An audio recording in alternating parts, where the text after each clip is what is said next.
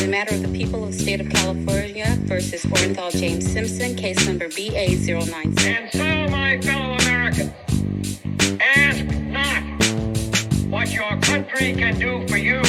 Sweet. And we are back on Wednesday to discuss a true crime doomed to fail relationship. Taylor, how are you? I'm good. How are you? I'm good. Are you still drinking your cayenne chocolate milkshake, Pepper? No, I'm just drinking this iced coffee. I drink my iced coffee and my smoothies out of cocktail shakers because it makes me feel fancy. It is fancy. That is a very retro thing, and you are a very retro person, so it all kind of adds up. Thank you. You're welcome. I hope you're going to go get an espresso martini later today. I don't even know where I would get one in this town. Make your own. I guess what do I need? Vodka and espresso? I don't know. I don't know what martinis are made of. I really don't know what vermouth. I know vermouth goes in a martini. So vermouth in a espresso martini. You can't do that. You can't do that. You go. I'll look it up. I'll report back at the end of this. Sweet. So I'm gonna go ahead and start my topic. And I actually, similar to Taylor's topic earlier this week, have like a bit of a educational component to mine because I like to educate and entertain. We are edutainment after all. And I'm going to start with the logic of how I landed on the topic that I'm going to be discussing today, and then discussing it, and then everybody applauding it and saying how great it is and reviewing it 5 stars on podcasts. Or use. So I'm going to start by putting out the disclaimer that I have not seen Barbie yet. And like it's not for any specific reason whatsoever. It's just at this point, everybody that I would want to see that movie with has already seen it. And so I was like, dude, like you can't go into the Barbie movie like looking the way you look. It's like going to Chuck E. Cheese alone. Like it just will look weird, and like I don't belong there, and I'm very susceptible to that kind of judgment. Do you mean looking like a super young 25-year-old? Like a super young 25-year-old, like a nubile, fresh-faced, bunny-tailed. Like you do? Yes, like I do. But I did the next best thing to watching the Barbie movie, which was go on Wikipedia and read the entire plot line of the movie. Love it. I do that sometimes as well.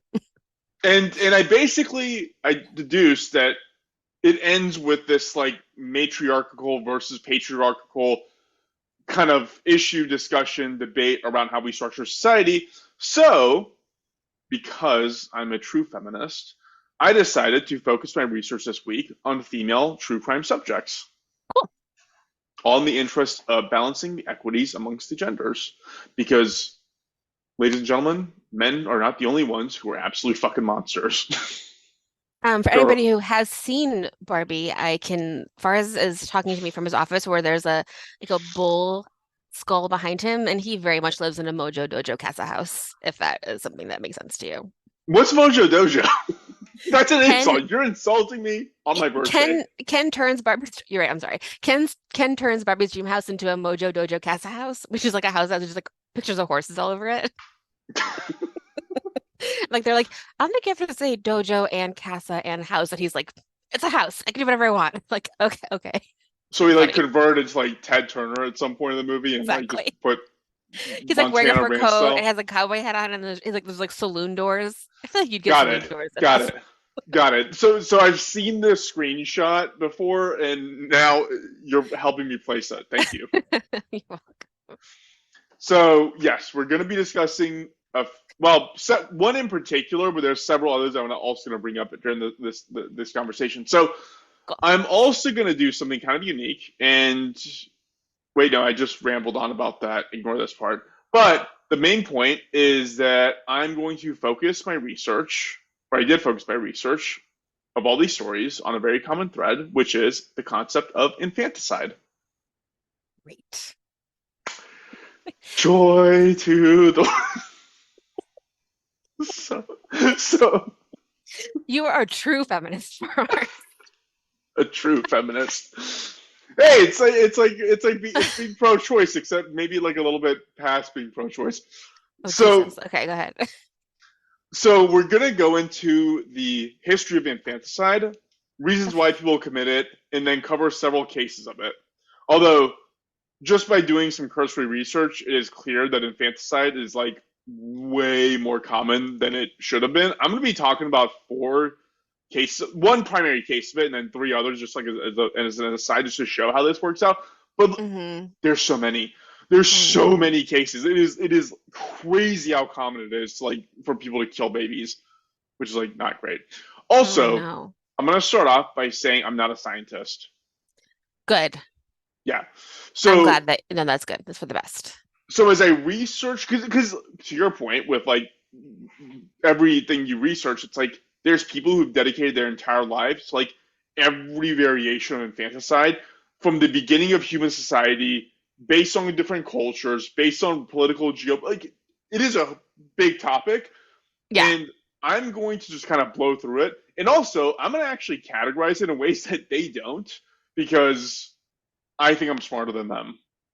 So I'm going to have my own structure of how I'm going to discuss this. Great.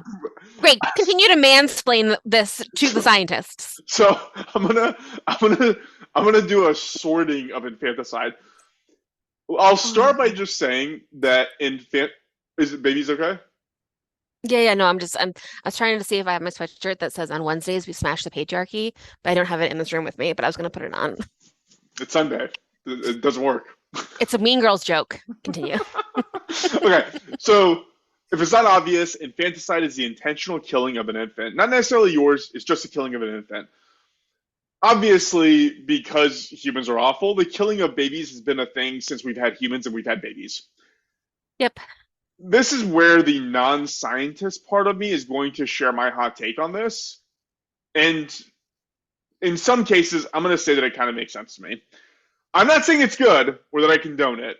But for example, in like the 1200s, when you were living in feudal England and you were farming the land and eating your shoe leather to survive, and you Yep. had a child born with a bunch of deformities, and you don't even have enough resources to cover the existing family, then you're like, oh, well, it was not uncommon to kill that baby to preserve resources because it would never grow up to be like productive on a farm situation. I'm not saying it's good. I don't No, I love killing understand. babies. I get it. Okay. Yeah. Similarly, on the resource constraint justification for this, twins or triplets were not like a blessing back in the day. There was like it was those were like oh shit It's like moments a when you had terrifying surprise. a horrible, horrible surprise because you're like, whoa, so I got to deal with all the resource issues I already had times two or three. Like it was My awful. my Aunt Kathy had twins in like 1975 and they didn't know that they were twins. That's crazy.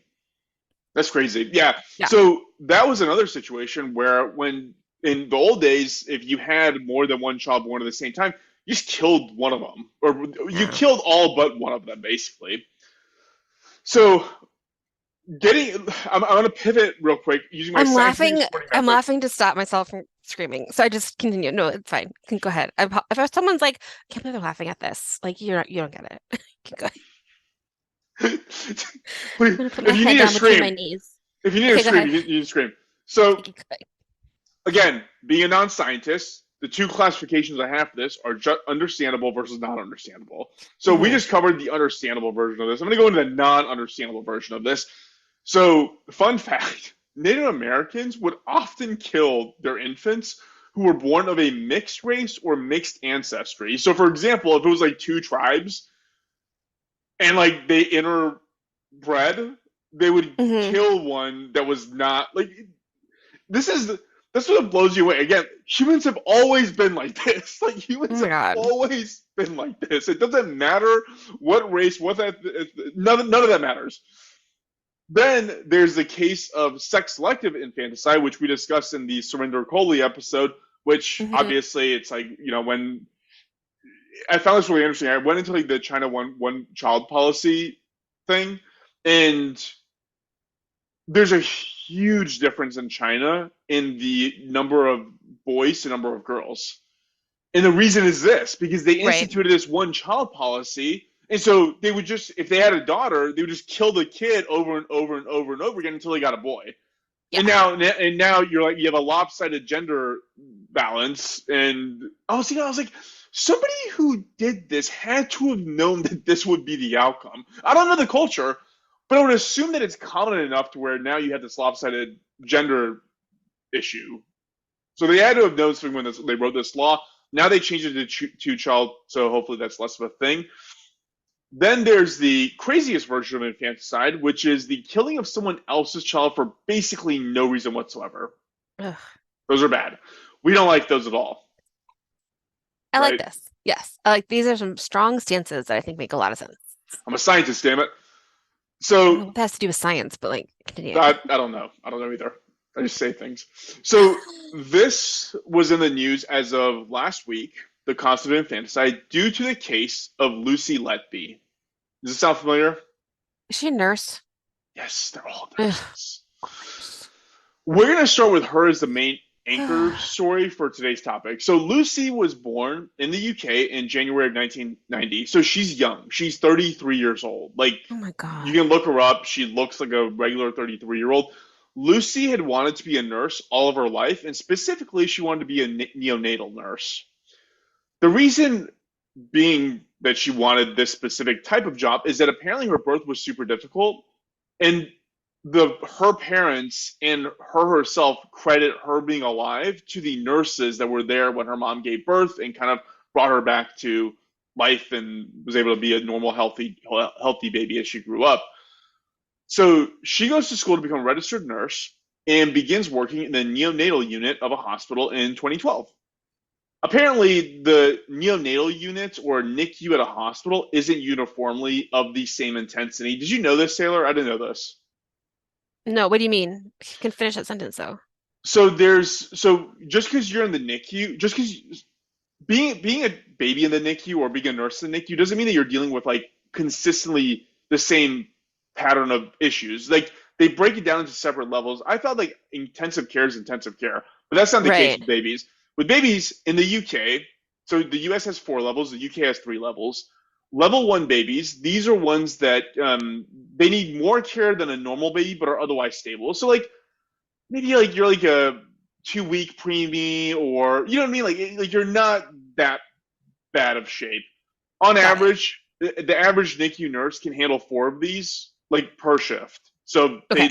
they have a easier time with these kids. Level 2 babies in the NICU, these need advanced life support to maintain their stability. NICU nurses are limited to 2 babies per shift. They can only handle 2. Okay. Then you have the most intense. These are level 3, where these are like super premature babies. They require constant monitoring, constant supervision. That is a one-to-one thing.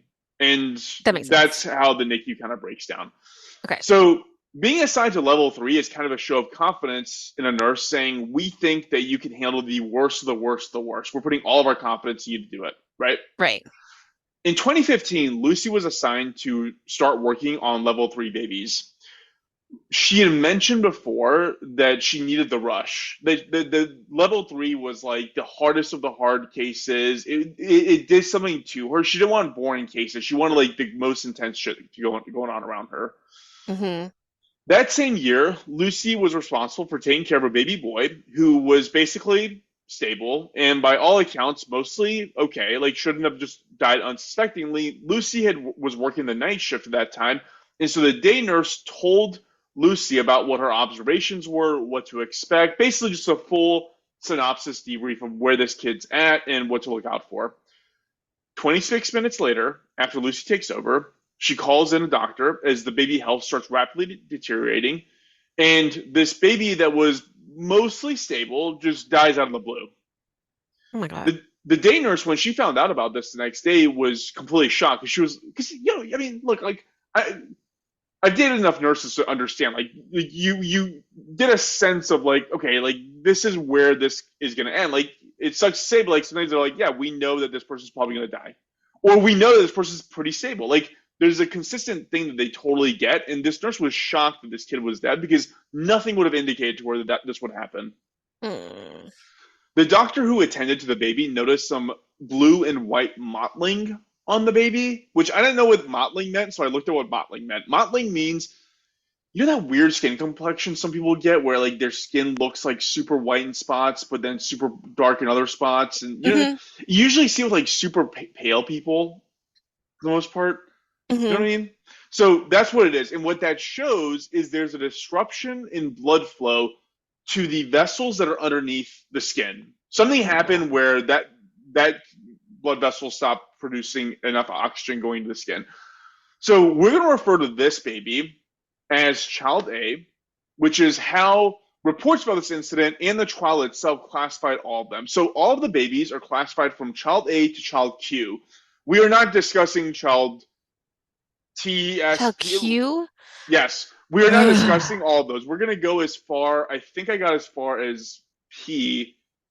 Yeah, I think I got as far as P because some of them she was not convicted of, but that they are still investigating. So Oh my God. that's how we refer to these kids now because obviously nobody wants them to be public. Child A had a twin sister we're going to call Child B. Oh no. A little after a day from Child A's death, Child B also died. After the first death, the parents spent every moment they could with Child B. Like they were so grieved. They were beneath them Yeah. besides themselves, and so they were like, we got to spend every second we have with this kid. Oh my This one God. was fine, and it just died out of the blue. So we got to do something to make sure we get as much time with this one as possible. The nurses at this hospital were like, guys, you really got to go home and rest. Like you've been here too long. And so No. they tell them to go rest. Lucy was the nurse that was responsible for child B. During a No. designated feeding time where Lucy had custody of the baby, this one suddenly died without warning. Again, no No. indication why it would die. My God, those poor parents. The saddest thing I've ever heard. This story is in this is you look at her picture and you read what she did, it gets so much worse. I'm gonna continue.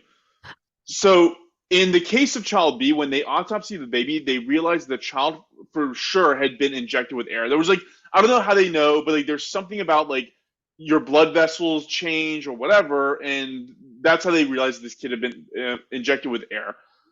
And I didn't actually know what air in your blood vessels does, but it's like super bad for you. Right, So that's why they like do that thing. yeah, You know what I mean? no. Well, yeah. To like a Get shot. the air bubble out. Yeah. Yeah. So I looked this up. So an air bubble in your veins can cause heart attack, stroke, brain damage. It can kill you in several different ways. And if it Oh doesn't God. kill you, it'll horribly debilitate you because imagine like what it can do is go into your heart, block a vessel, so that by the time you're able to like unlodge it, you've lost blood motion or whatever, oxygenation to your organs, and so you're brain dead. So it didn't even Oh my matter that God. they got it out of your system anyways. So that's what they discovered had happened with child B. Days after child B dies, child C dies as well. This one was not under Lucy's care, but she was literally witnessed standing over the child when he coded. Coding means like he goes like beep, beep, Yeah, yeah, beep, yeah. boo. It does that. She was standing over the kid when he coded. Days later, child D dies from when an autopsy revealed was air injected into her bloodstream. Again, the autopsy pieces like that is the parent saying, "Yes, cut my child's." That's why like some have autopsies and some don't because at this point they don't know to suspect anything wrong, and so they have to ask the parent, Right. "You want us to cut your baby open?" Like some of them are like, "No," justifiably, right? Yeah. Mm. So the suspicious death stopped for about a month until early August of 2015 when a mother came in to check on her baby, child E, and saw that he was bleeding from the mouth. And then he died later that day. Child E's twin brother, child F, suffered a sudden drop in blood pressure with a horribly elevated heart rate later that day. Oh Tests would no. reveal that he had extremely high quantities of insulin in his system, which was something that was not even medicated. It was not a prescription. There was no reason why he should have any insulin artificially injected into his body, and he did. That's what caused this to happen. That one actually survived. That baby survived. But is he okay? Does he have like problems? That one's okay. This one's not. So in Oh no. September, so a month after what she did to child F happened, the nurses were celebrating the 100th day of life for child G. So again, we're in the level 3 unit. These when people are excited when these kids make it, right? So it was 100 days after this kid should have been dead. So Hmm. this was a 3 month preemie. This is a 3.5 month preemie. So I don't know much about babies, but I assume that's pretty bad. 3.5 months sounds like it's pretty bad, right? Yeah. Yeah. So they were celebrating this kid's life. So the nurses had made banners for him, and there was cake, and they were trying to celebrate this baby's life with the parents and its recovery and all that stuff. Shortly after, the baby's health monitor goes critical and doctors revive her. This started 15 minutes after Lucy had started feeding her. They didn't know what Lucy did to this baby, but later on at trial, the expert testimony was that she had apparently force fed this baby so much milk down her feeding tube to try and kill it, and her body just couldn't handle it. They ascertained this because the distance of her projectile vomiting was so profound, given how small her body was, given that she was a 3-month preemie, that they're like, the only way this could have happened was because of some mechanical thing, like where like you try to stuff way too much water in a balloon and it just like burst. Like that's what was going on with this kid. That's what she was This trying is to as do sad as to it's it. ever been. It's It's terrible. horrible. It's horrible. That child survived, but was disabled. I don't know exactly why force feeding a baby would disable it. I didn't. The details didn't weren't provided for that, but it was noted that this child was disabled as a result of this. Yeah, I mean like the when you first have a baby, they tell you the baby's stomach is like the size of a walnut, barely, like Yeah, it's very small. So like it would it would potentially like I think with anyone if you like because people die from like drinking too much water, like that's like a thing. But like I think that it probably my guess being someone who's had two babies is that expanded their stomach to like it couldn't handle it. yeah. Yeah. Well, the baby survived. It was just like horribly disabled. So I would assume that means that maybe the stomach burst and she has to use some sort of a bag or I don't Right. know. It's awful. Whatever it is, it's awful. So that was child G. Child I died in October. This is like month. Notice I started with August, Unbelievable. Yeah. September. Now we're in child I in October. Lucy was seen hanging around this child's incubator, and another nurse says that Lucy told her that the baby looked pale, even though they were standing in the doorway of the nursery and the nursery lights were off.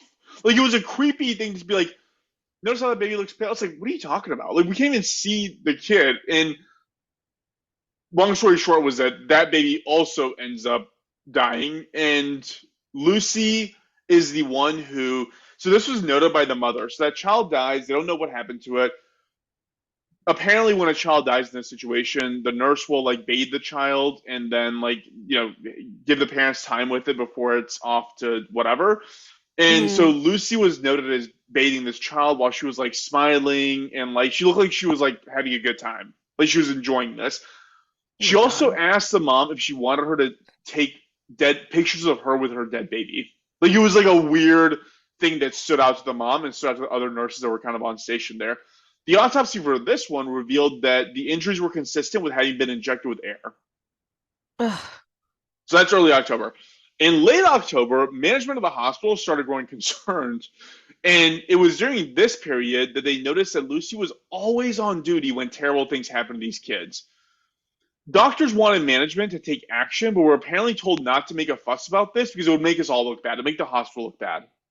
It happens so many times. Whenever you hear these stories about doctors messing up, same with priests. It's like, let's move them to a different Yeah, hospital or a different church or whatever. We don't want to get in trouble. Taylor, I'm like, you're oh my a God, people hundred are percent. dying. You're 100% stepping on this. So what Sorry. ends up So that bad. was that was October. These doctors kept asking for more meetings with management to be like, guys, like we got to do something. We got to do something. Like nothing happened until April. So in Oh my April of God. 2016, that is when Lucy was moved to the day shift. And then lo and Great. behold, no Day shift babies, babies dies. no babies died the night shift. Ugh. So days after she is moved into the day shift, Child M and his twin brother Child L's vitals suddenly crash and they had to be revived. One was presumed to have been injected with insulin, and the other was presumed to have been injected with air. A month later, in May, another emergency meeting was called by the doctors and management to discuss all these suspicious deaths, and apparently nothing came out of that conversation either. Then in June, again, a month later, Lucy seems to have escalated her method of killing, or trying to kill. This was intense. This is like where you get, oh, she's like fucking ballistic.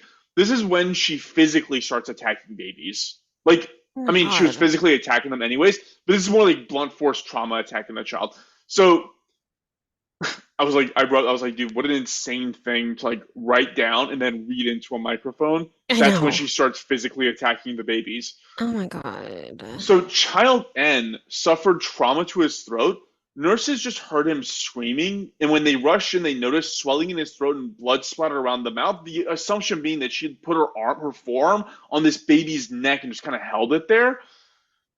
But they don't know. They don't know for sure what happened with this kid. It's just like he suffered bad injuries to his throat. On June 23rd and June 24th, this is the final attempts that we know of occurred. These were a set of triplets, two of which were killed. Out of there was three, there two were killed. Oh my Child God. O, one of the triplets, Child O, his vitals dropped, and it was recommended by a junior nurse to Lucy, who was a senior nurse on staff, to move the child to a more intensive part of the unit. And Lucy disagreed. Shortly thereafter, the child dies. An autopsy of this child would reveal evidence of air being injected into his body and liver damage that was reported to be consistent with what you would see in a car crash. Oh my So, God. so she did something to this kid beyond just like blunt force trauma to I don't how much does a newborn weigh? Are they like 8 pounds? Like what do you Yeah, how can no. you do this to like a crazy? And this is where like the escalation really picks up. 13 minutes later, after this child is dead, Lucy is feeding child P, which is the Oh other my God. triplet, when he also goes critical. And a doctor's examination revealed that his diaphragm was shattered Ugh. and this baby died. Before this baby died, doctors had requested an ambulance to take him to a different hospital because presumably they had some facility there that was better than the hospital he was currently in. When the Yeah. hospital arrived, Child P was already dead. Oh The my God. parents begged the management of the hospital to let them take their surviving triplet to this other hospital, and they did. And this is where this is part like my hair stand up. This is when everybody looked around and was like, oh fuck, like this chick's nuts. Like these babies have injuries consistent with like a car crash, and Right. they die within 13 minutes of each other. Like this is when like everybody was like, we can't just pretend this isn't happening anymore. Are there no So cameras in like the nursery? Where is she with them? I don't know. I don't know if I mean there should be cameras. Yeah, that's a good question. I don't know. She would also do a lot of things where she would falsify records. So for example, she would change like feeding times to times when she wasn't on shift, or she would change the name of the nurse that was during feeding. She would try to do Mm, things like obfuscate her mm-hmm, involvement that were like, mm-hmm. but there were witnesses, so people were like, yeah, that was Lucy. Like the one consistent thing was it was always Lucy was there. They're So still letting yeah, her around babies. yeah. And this situation with these triplets, that was kind of the final straw where everybody looks around and looks at Lucy and they're like, oh shit, we have a huge problem here. At this point, it almost felt like she wasn't even really trying to cover it up because again, these two in particular were violent deaths. Like they like she fucked these kids up, like which is like a horrible way to put it, but Oh like my she really God. damaged them badly physically. So this was different than the other ones where a lot of times they would crash and then they would be revived. There was no reviving these kids. Their bodies were destroyed, and so this is where things kind of stepped up. And it would be 3 weeks after the deaths of these triplets that she was formally removed from the hospital, and then all the deaths stopped. For context, I looked this up. That hospital had two baby deaths in the preceding 5 years before Lucy. Like Ugh. this volume of deaths was like way outside the norm. So it would take about a year after Lucy was discharged when she was arrested. She was arrested in July of 2018. She was originally arrested on 8 counts of murder, 6 attempted murder, but as the investigation dragged on, the charges kept racking up. She ended up somewhere around 7 charges of murder and 15 of attempted murder. Her trial began in October of 2022, and she pled not guilty. During the trial, it was revealed that people who worked at the hospital had suspected Lucy pretty early on and argued with management to have her removed. The What? obvious reason why everyone suspected Lucy, like I mentioned before, was that on every one of these 25 suspicious incidents of a child dying or almost dying, Lucy was there. And when she wasn't there, nothing happened, which is like a pretty big obvious Mm, tell. so Again, obvious. again, And when like you're in the the hospital, like you trust that the nurse is not gonna kill your fucking baby. Oh my That's the part God. that sucked the worst reading about was like the story of like the triplet parents because they were like the parents were like, this isn't normal. Like, we're not doctors, but this is not normal. Both two of our kids had no issues. They died. Give us the other one. We don't care that it needs support right now. We have to take it out of this hospital. You guys are killing our kids. Like, it's crazy. Yeah. Oh my God. So on August 18th of this year, Lucy, so like literally a week ago, I can't believe this she was happened. it just I happened. think I saw this on the news. Yeah. She was found guilty of 7 counts of murder and 7 counts of attempted murder. There's actually additional cases because she worked at another hospital before this where there's a large number of child deaths. So they're like looking at those cases too to see like where she might have fit in there as well. She ended up Hmm. getting what's called a whole life term, which is life without the opportunity for parole. And she is the fourth woman in the history of the UK to receive that sentence alongside Myra Hindley, Rosemary West, and Joanna Dennehy. It's Oh my crazy. God. Crazy. There's a Motive list of wise, baddies. horrible, horrible. So motive wise, several things have been positive. One was that she was really infatuated with this one doctor who was also he was a married doctor who worked at the hospital, and he was on the unit was regularly the one that was called in when a child went critical, and this was like her way of trying to be around him or whatever. Another one was there was a written note that detectives found that basically talked about how jealous Lucy was that she was talking about how I'm never going to be able to get married, I'm never going to be able to have my own family and have my own kids. So there was like a jealousy thing of like fuck these people for having I don't know, like Yeah. it's hard to nail down. Like I think that sometimes people are just fucked in the head and there's no fixing them, and I think Lucy kind of fits into that category. Yeah. What do you think she did it? Because she could. Like power. I don't know. Yeah, You know? Like, because I mean, it sounds it's like so she went in, violent though, but why would she go so in and be like, violent. I was saved by a NICU nurse, and then like maybe feeling like she could never save a baby, or maybe did she want to save a baby at any time? That was You one know, thing too 'cause they people found. do What that. Yeah, one thing they found too was that she wrote that she's not good enough and she just doesn't deserve to be like in charge of these kids, and Yeah, no shit. it was a weird. She was right. She's not good For real. enough. Like she nailed that part. But I feel like sometimes people like I don't know, I can't think of an example, but like in like hospitals they'll like make someone sick and then make them better, and then to yeah, be like, oh, I saved this person, they were like dying, but like they're the ones who did it. So, but it doesn't sound like she ever had any intention of saving them. no, she couldn't. She couldn't because like what she would do to them would require like doctors and surgery. Like it was like Oh my drastic God. medical intervention. So yeah, she seems like a fucking crazy bitch. That's what she kind of sounds like. What a crazy bitch. I don't understand. Like I just obviously thank you for me. I would never hurt a baby, but um the idea of like punching a baby, you When, know, whenever like I was throwing a researching this, baby. What is she doing? dude, I was Yeah. researching this and I was like, your computer is for sure being fucking tracked. Like for sure being tracked. Yeah. Like I was looking up like dead babies question mark. Like it was just, like the worst shit. But like this so what was wild about this was that as I researched this and you just link out from one case to the next case to the next case, there's so many that came up. Like it was such a common thing, and here's like three that came up immediately. Another one was Beverly Allitt. The reason this one came up was that it was just presumed that Lucy understood Beverly Allitt's case because her murder methods were the same. She would inject air and then Ew. inject insulin, and so this was also a British nurse, but she was convicted of killing 4 infants. Like only like you know what I mean? Oh Like my God. compared to Yeah. what Lucy did, where like now they're thinking that it could be as high as 23 that she killed or tried to kill. Like but and with Lucy's case, it happened in like a year and a half.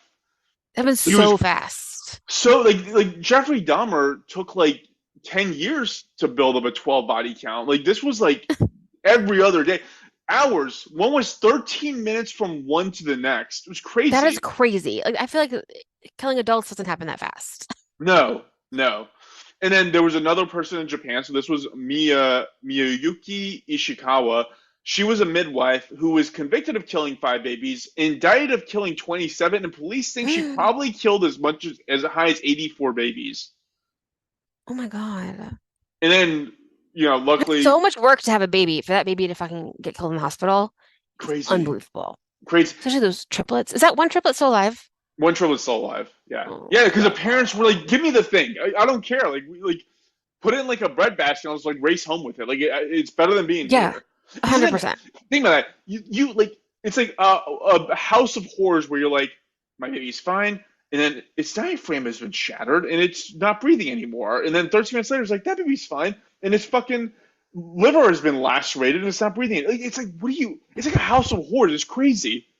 I can't believe it's awful. Oh my God. And the last one I looked up, these should all be cases on their own, was Janine Jones. She was an American nurse who was convicted of killing two babies, but it is thought that she could have killed as many as 60.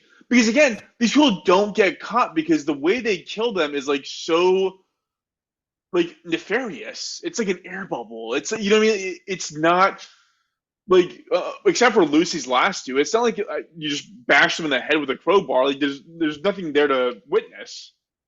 Yeah. Ugh, but it's just like it's just it seems like if a pattern, there's a pattern, you know. Yeah, yeah. Ugh, So that's so terrible.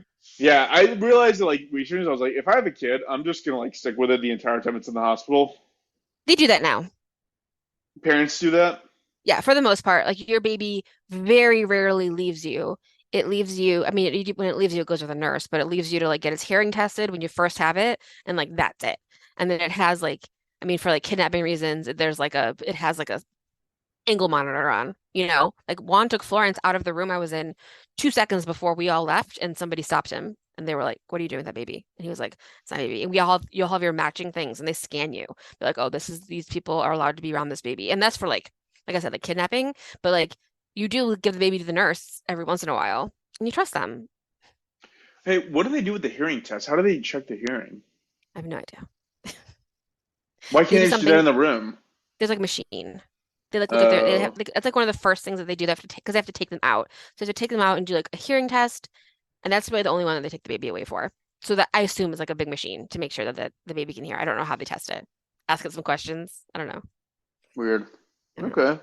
Yeah, well, it was an awful story. It was awful as I was reading it because I was just like thinking about how it's like every day. It's like you wake up in the morning, like, I'm gonna kill a baby this morning. It's like, how do you like it's crazy to like think about what this woman's like I mean, there's got to brain. be other like what does she say? Like, is there anything else that she like says about it?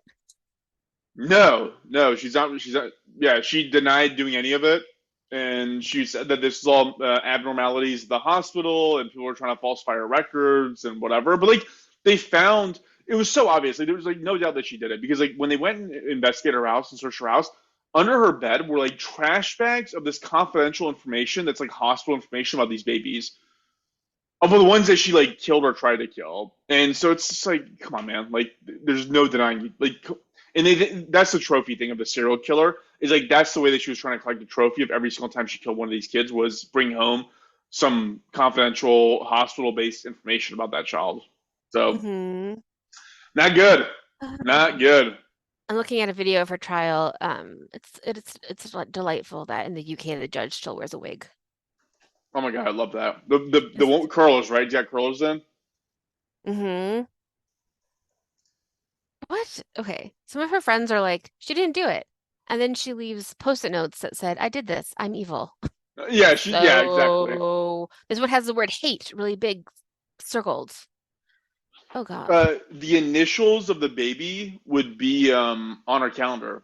So on the days that the babies died, she would have the initial of the baby on the calendar.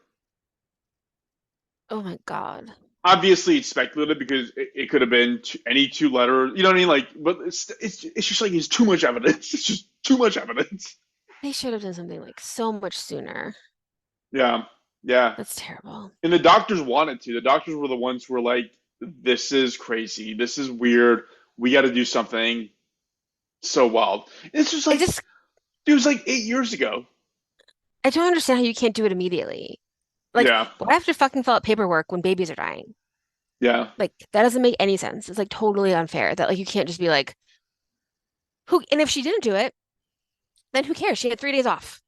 yeah, You know? Who gives a shit? yeah. We put her on administrative leave for 3 days. Everybody who's around these dead babies, let's put them on leave. Let's see if babies continue to die. Or like put a fucking cop cam on her, you know?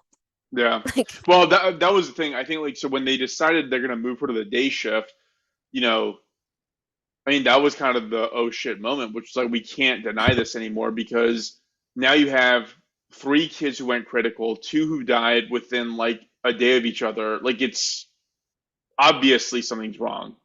That was a part of the story that like changed it to like a horror movie for me, was like when you Yeah. look around in the daylight, you're like, oh my God, like there's a serial killer working here. First, I'm having a really hard time getting images for your stories because mine, I'm making like fun, dumb AI images of like volcanoes, and yours, I'm just like not even doing it. I can't. It's just like Just I re do Mid-Journey serial killer nurse. okay, I'll do that. I did a for the a re-release Lori Vallow, and I just did a bunch of like zombies in church because I think that's funny, but it's not really much else you can do. Yeah, my content's not exactly fun. Mm-hmm. Um, Mm-mm. yeah, Mm-mm. it leaves something to be desired, and that something is a Oh, well, I shower. can't do it. I can't do killer nurse. It says my prompt might be against their community standards. Imagine an evil nurse. Yeah, there you go. Nope, we can't do that either. Imagine Nurse Ratched. All right, that one's going. Yeah, yuck.